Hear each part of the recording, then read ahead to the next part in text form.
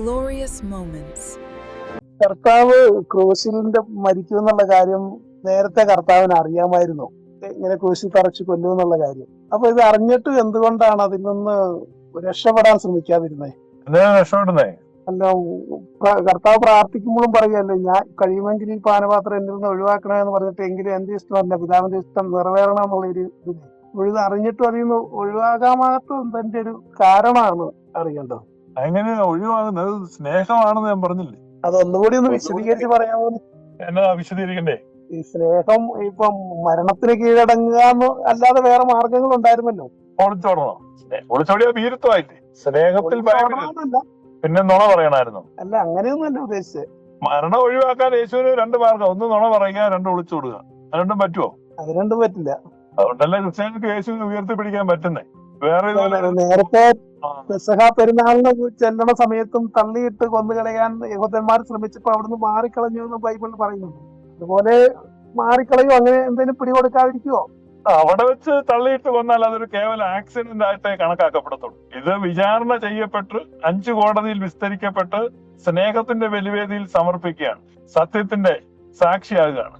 യേശു വിശ്വസ്ത സാക്ഷിയാണെന്നാണ്, faithful witness എന്നാണ് വെളിപ്പാട് പുസ്തകത്തിൽ പറയുന്നത്. അല്ലാതെ മലയെന്ന് കാലം എഴുതി വീണ് ചത്തിട്ട് വലിയ കാര്യം.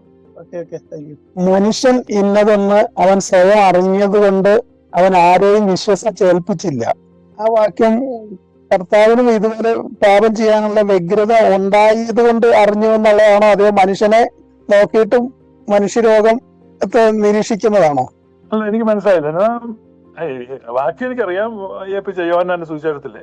എന്നാ ചോദ്യം? എന്നാ കർത്താവിനും ആ പാപം ചെയ്യാനുള്ള വ്യഗ്രത ഉണ്ടായിട്ട് അതിനെ അതിജീവിച്ച് ആ മനുഷ്യൻ ഇന്ന് അന്ന് സ്വയം അറിഞ്ഞതാണോ, അതോ മറ്റുള്ള? അങ്ങനെയല്ല, അതായത് യേശുവിൽ വിശ്വസിച്ചു, യേശു അവരെ വിശ്വസിച്ചില്ലെന്നാ ആ വാക്യം.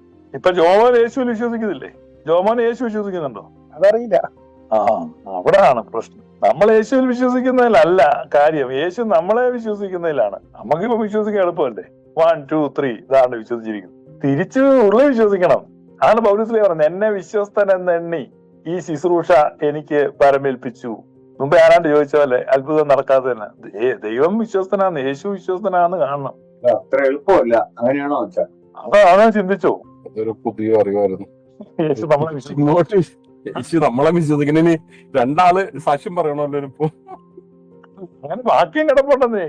അനേകർ യേശുവിൽ വിശ്വസിച്ചു, യേശു അവരെ വിശ്വസിച്ചില്ല. അങ്ങനെ വാക്യമുണ്ട്. അപ്പൊ നമ്മളോട് രക്ഷിക്കപ്പെട്ടത് നമ്മൾ ആദ്യം കർത്താവിനോട് ചോദിക്കണല്ലേ? അതല്ല, നമ്മുടെ മനസാക്ഷിയിൽ അറിയാം, നമ്മുടെ ഡീലിംഗിൽ അറിയാമെന്നേ. ഇപ്പൊ നമ്മൾ തമ്മിലുള്ള ഒരു ഡീലിംഗില് ബെന്നി എന്നെ എത്രത്തോളം വിശ്വസിക്കുന്നുണ്ടെന്ന് എനിക്കറിയാം, ഞാൻ ബെന്നി എത്ര വിശ്വസിക്കുന്നുണ്ടെന്ന് ബെന്നിക്കും അറിയാം. അതാ ഒരു ഇന്റർപേഴ്സണൽ റിലേഷൻഷിപ്പ് പ്രോഗ്രസ് ചെയ്യുമ്പോൾ നമ്മൾ പരസ്പരം മനസ്സിലാക്കുന്നത്. ചോദിച്ചോളൂ. എന്റെ ആദ്യത്തെ ഒരു ചോദ്യം, ഒരു ഡൗട്ട്, പ്രൊവേർബ്സിൽ നമ്മൾ വായിക്കുന്ന Lord is the beginning of knowledge എന്ന് പറയുന്നുണ്ടല്ലോ, അവിടെ ആ ഫിയർ എന്ന് ഉദ്ദേശിക്കുന്നത് അത് എക്സാക്ട്ലി എന്തോ മീൻ ചെയ്യുന്നത്? ഫിയർ എന്ന് ഉദ്ദേശിക്കുന്നത് ഭക്തി എന്നുള്ളതാണ്.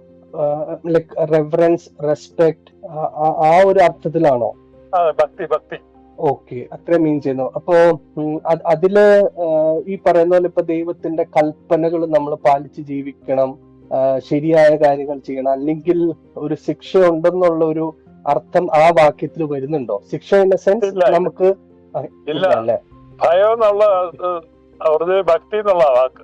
ഭക്തി. ഓക്കെ, ദൈവഭക്തി ഉണ്ടായിരിക്കണം എന്നുള്ളതാണ് അവിടെ മീൻ ചെയ്യുന്നത്. അതെ, ദൈവഭക്തി ജ്ഞാനത്തിന്റെ ആരംഭമാണ്. Okay okay okay. പിന്നെ രണ്ടാമത്തെ ഒരു ഡൗട്ട് ഇപ്പോഴും മനസ്സിൽ കിടക്കുന്ന, ഈ ഏദൻ തോട്ടത്തിലെ ഇൻസിഡന്റ് ഉണ്ടല്ലോ, ആദമും ഹവ്വയും ജീവന്റെ വൃക്ഷത്തിന്റെ ഫലം കഴിച്ചു, പാമ്പ് അവരെ വഴിതെറ്റിച്ചു, അവർ ഏദൻ തോട്ടത്തിൽ നിന്ന് പുറത്തായി. അത് ആക്ച്വലി അതൊരു ലൈക്ക് ഒരു സ്റ്റോറി പോലെ പറഞ്ഞ് വന്നതാണോ, അതിന് എന്തെങ്കിലും ഒരു ആക്ച്വൽ സ്പിരിച്വൽ റെലവൻസ് ഉണ്ടോ? അതൊരു മാൻകൈൻഡ് ഫോളിനെ ആണോ കാണിക്കുന്നത്? അത് ഇപ്പോഴും എനിക്കത് ക്ലിയർ ആയിട്ടില്ല, ഇപ്പോഴും ഒരു കൺഫ്യൂസിങ് ഉണ്ട്. അത് ആ ഒരു ഇൻസിഡന്റ് എന്തോ അങ്ങനെ ഹൈലൈറ്റ് ചെയ്തേക്കണെന്ന്. അത് അങ്ങനെ ഇപ്പൊ അത് നിങ്ങളുടെ ലെവൽ അനുസരിച്ച് നിങ്ങൾ മനസ്സിലാക്കുക. അവിടെ ഇങ്ങനെ ഒരു പാമ്പ് ഒരു പഴമായിട്ടിരിപ്പുണ്ടായിരുന്നു നിങ്ങൾ മനസ്സിലാക്കി, ഓക്കെ, അപ്പൊ അതിൽ നിങ്ങൾക്ക് അത് മനസ്സിലാവും. അതിനി അതൊരു പാരബിളായിരുന്നു മനസ്സിലാക്കുക, അതും ഓക്കെ. നിങ്ങളുടെ ലെവൽ ഓഫ് അണ്ടർസ്റ്റാൻഡിങ്ങിൽ നിങ്ങൾ അതിനെ മനസ്സിലാക്കുക എന്നുള്ളതല്ലാതെ പലരും പല രീതിയിൽ നിൽക്കുമ്പോ ഇത് ഇങ്ങനെയാണ് എന്ന് എല്ലാവർക്കും വേണ്ടി പറയാൻ പറ്റത്തുള്ളൂ. Okay okay. കാരണം ഇപ്പത്തെ ഒരു ഇതില് നമുക്കത് ഫോൾ ഓഫ് മാൻകൈൻഡ് ആയിട്ട് കാണാൻ ഒരു ബുദ്ധിമുട്ടുണ്ട്. കാരണം ഞാൻ പഠിച്ചു വന്നത് അങ്ങനെയാണ്, മനസ്സിലാക്കിയിരുന്നത് അങ്ങനെയാണ്. അതുകൊണ്ട് എനിക്ക് ആ ഒരു ഡൗട്ട് വന്നത്. അല്ല, അപ്പൊ ശരിക്കും അവിടെ ഒരു ഫോൾ സംഭവിക്കുന്നില്ലല്ലോ, മാൻകൈൻഡ് അങ്ങനെ ഒരു വീഴ്ച സംഭവിക്കുന്നില്ലല്ലോ. വീഴ്ച സംഭവിച്ചെന്നല്ലേ പറയുന്നത്? വീഴ്ച സംഭവിച്ചെന്നാണ് ആ ഇൻസിഡന്റിലൂടെ പറയുന്നത്. ആ ഇൻസിഡന്റിലൂടെ പറയുന്നുള്ളത് വീഴ്ച ഉണ്ട് എന്നുള്ളത് നമ്മളെ മനസ്സിലാക്കാനാണ് അങ്ങനെ ഒരു ഇൻസിഡന്റ് എഴുതിയിരിക്കുന്നത്. Okay okay. അപ്പൊ ആ വീഴ്ച എന്ന് പറയുന്നത് ഈ മനുഷ്യന് ദൈവത്തിൽ നിന്നുണ്ടായ ഒരു ഡിസ്റ്റൻസിംഗ് ആണ്, റിലേഷൻഷിപ്പ്. അവൻ പിള്ളേരെ പഠിപ്പിക്കാൻ വേണ്ടി ഉണ്ടാക്കിയ ഒരു കഥയാണ്, അവന്റെ സൺഡേ സ്കൂൾ പുസ്തകമാണ്. അത് ഇവിടെ 40 കൊല്ലം ബൈബിൾ പഠിച്ചോണ്ട് അതിരുന്ന് ചിന്തിച്ചോണ്ടിരിക്കും, അതിൽ ഡോക്ടറേറ്റ് എടുത്തോണ്ടിരിക്കും. ഓക്കെ. അപ്പൊ അത് നമ്മളെ സംബന്ധിച്ച് നമുക്കത് ബോധർ ചെയ്യേണ്ട ഒരു വിഷയമല്ല എന്നുള്ളതാണോ നമ്മൾ എടുക്കേണ്ട ഒരു വിഷയം? യേശു അതേപ്പറ്റി പ്രസംഗിക്കലായിരുന്നോ? യേശു ആദാം പാപം ചെയ്തത് പഴം പറിച്ചത് പറഞ്ഞിട്ടുണ്ടോ? യേശു പ്രസംഗിച്ചിട്ടില്ല. പിന്നെ ഇയാൾക്ക് എന്താ സുഖേടാ? ഇയാളെന്താ അത് ചിന്തിച്ചോണ്ടിരിക്കും? അത് ഓക്കെ ഓക്കെ. പഴം പറിച്ചായിരുന്നു പ്രശ്നമെങ്കിൽ പുള്ളി വന്നു വെച്ചാൽ അത് പറഞ്ഞേനെ. പഴം പറിച്ചോ? ഇതാണോ യേശു പറഞ്ഞു? അല്ല അല്ല അല്ല. നീ നിന്നെപ്പോലെ നിന്റെ സഹോദരനെ സ്നേഹിക്കാൻ നോക്കുക, ശത്രുവിനെ സ്നേഹിക്കാൻ നോക്കുക, ഇതൊക്കെയാ യേശു പറഞ്ഞു. അല്ലാതെ അവിടെ പഴം പറിച്ചോ, പഴുതാര വന്നോ, ഇതൊന്നും അല്ല. Okay okay. അപ്പൊ അതിന് ശരിക്കും പറയാൻ നമ്മളെ സംബന്ധിച്ച് നമുക്ക് അതിനൊരു റെഫറൻസ് കൊടുക്കേണ്ട ആവശ്യമില്ല. അത് യഹൂദന്മാര് അവരുടെ മക്കളെ പറഞ്ഞു പഠിപ്പിക്കാൻ വേണ്ടി ക്രിയേറ്റ് ചെയ്തൊരു സ്റ്റോറി പോലെയാണ്, അത്രേ ഉള്ളൂ. Okay okay. ഇപ്പൊ എനിക്കത് ക്ലിയർ ആയി. സൺഡേ സ്കൂൾ സിലബസ് ആണ് ഇവിടെ ക്രിസ്ത്യാനി PhD പഠിച്ചോണ്ടിരിക്കുന്നത്. Yes yes yes. Okay okay. ഇപ്പൊ എനിക്ക് ക്ലിയർ ആയി. കാരണം ശിവചായൻ തന്നെ നമ്മുടെ എക്സാമ്പിൾ ഈ പഴംപറിയുടെ കാര്യം ഇല്ലില്ല, ഇപ്പൊ ക്ലിയർ ആയി. അല്ല, എനിക്ക് തണ്ണിമത്തന്റെ ഉപമ നല്ല ഓർമ്മയുണ്ട്. പക്ഷെ പിന്നീട് അപ്പൊ ഇത് എന്തിങ്ങനെ ഇവിടെ ഇങ്ങനെ കിടക്കണേ, അത് അപ്പൊ നമുക്ക് അതിന് ഇമ്പോർട്ടൻസ് ഉണ്ടോ? നിങ്ങളുടെയൊക്കെ സെക്കുലർ ജോലിയിലും ഒക്കെ നിങ്ങൾ പഠിക്കുന്ന കാര്യമൊക്കെ നിങ്ങൾ നന്നായിട്ട് പഠിക്കുന്നുണ്ട്, മനസ്സിലാക്കുന്നുണ്ട്. നിങ്ങൾക്ക് ഇത് മാത്രം എന്താ എത്ര പ്രാവശ്യം കേട്ടാലും തലേ കയറാം? അതിന്റെ കാര്യം എനിക്കൊന്നും പിടികിട്ടുന്നു. ഇത് വല്ല റോക്കറ്റ് സയൻസ് വല്ലതും ആണോ? അല്ല, ഞാന് ഒരു ഡൗട്ട് അങ്ങ് മാറാതെ നിന്നപ്പോ ഞാൻ ഒന്നുകൂടി ക്ലിയർ ചെയ്യാൻ വേണ്ടി ചോദിച്ചതേ ഉള്ളൂ കേട്ടോ. എബ്രായറിന്റെ ഞാനിപ്പോ വായിച്ചോണ്ടിരിക്കുക പറയുമ്പോ എബ്രായറിന്റെ പുസ്തകം വായിച്ചു. അപ്പൊ വായിച്ചോണ്ടിരുന്നപ്പോ എബ്രായറിന്റെ 3:9 ഞാൻ വായിക്കും. ഇവിടെ വെച്ച് നിങ്ങളുടെ പിതാക്കന്മാർ എന്നെ പരീക്ഷിച്ചു, 40 ആണ്ട് എന്റെ പ്രവൃത്തികളെ കണ്ടിട്ടും എന്നെ ശോധന ചെയ്തു.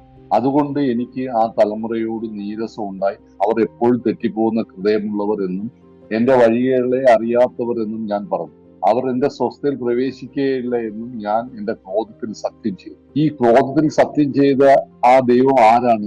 പാസ്റ്ററെ മനസ്സിലാവുന്നില്ല. ഇത് ഈ ക്രോധത്തിൽ പ്രവേശിക്കും. അതെ, അതാണ് എന്റെ ഡൗട്ട്. അത് ക്ലിയർ ചെയ്യാൻ ചോദിച്ചത്. അവരുടെ സ്വഭാവമായിട്ട് തോന്നി. എബ്രായ ലേഖന ആർക്ക് എഴുതിയ ലേഖന? എബ്രായ വിശ്വാസ ഹീബ്രു അവർക്ക് യഹൂദന്മാർക്ക് എഴുതിയത്. അവർക്ക് സോൺലി it is for them. Okay. അപ്പൊ അവർക്ക് എഴുതിയിരിക്കുമ്പോ അവരുടെ പശ്ചാത്തലത്തിൽ അവരോട് പറയുന്നതാണ് ഈ കാര്യങ്ങൾ. കറക്റ്റ് ആണ്. അപ്പൊ ഞാൻ അതാ ഉദ്ദേശിച്ചത്. പാസ്റ്റർ പറയുന്ന യഹോവയുടെ സ്വരം പോലെ എനിക്ക് തോന്നുന്നു. അതൊക്കെ തന്നെയാണ് നമ്മൾ ഈ ശരിയായ ഉപദേശം മനസ്സിലാക്കി കഴിഞ്ഞിട്ട് നമ്മൾ അതിൽ നിലനിൽക്കുക. അല്ലാതെ എല്ലാ വാക്യങ്ങളും ജസ്റ്റിഫൈ ചെയ്യുക എന്നുള്ളത് നമ്മുടെ ദൗത്യമല്ല. അത് ഒരു പ്രൊട്ടസ്റ്റന്റ് സമീപനമാണ്. അതെ, പാസ്റ്റർ പറഞ്ഞ സത്യത്തിൽ നിന്ന് നമ്മൾ ഇത് വായിച്ചപ്പോ അത് യഹോവയാണ് എന്ന വ്യക്തിയെന്ന് മനസ്സിലായി, ക്ലിയർ ആയി.